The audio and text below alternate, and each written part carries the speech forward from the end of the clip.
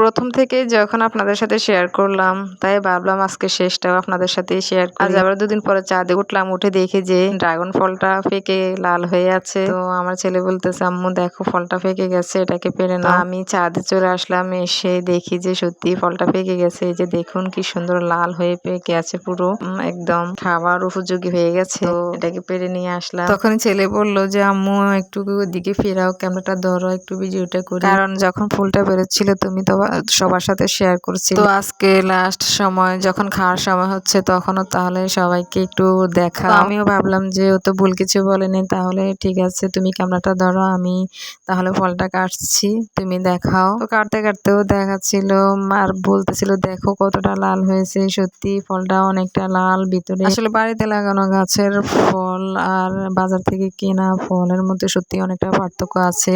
এটা যদি নিজেরা যারা বাড়িতে চাষ করে খান, তারা ছাড়া আসলে যারা কিনে খায় তারা বুঝতেই পারবে না সত্যি আসলে কতটা ভালো হয় খেতে আর কতটা পুষ্টিকর।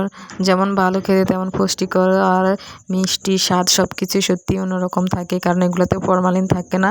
ফরমালিন ছাড়াই আমি আসলে নিজের হাতে লাগানো গাছের ফলটা খেয়ে সত্যি সেটা আমি নিজে রিয়েলাইজ করতে পেরেছি। আপনারা কেমন লাগে আপনাদের সেটা আমি জানি না হয়তো। তো এই যে দেখুন কেটে নিলাম, পুরোটাই কেটে এখন প্রথমে আমি একটা আজকের ভিডিওটা এটুকুই। ভালো লাগলে লাইক কমেন্ট শেয়ার করবেন। খোদা হাফেজ।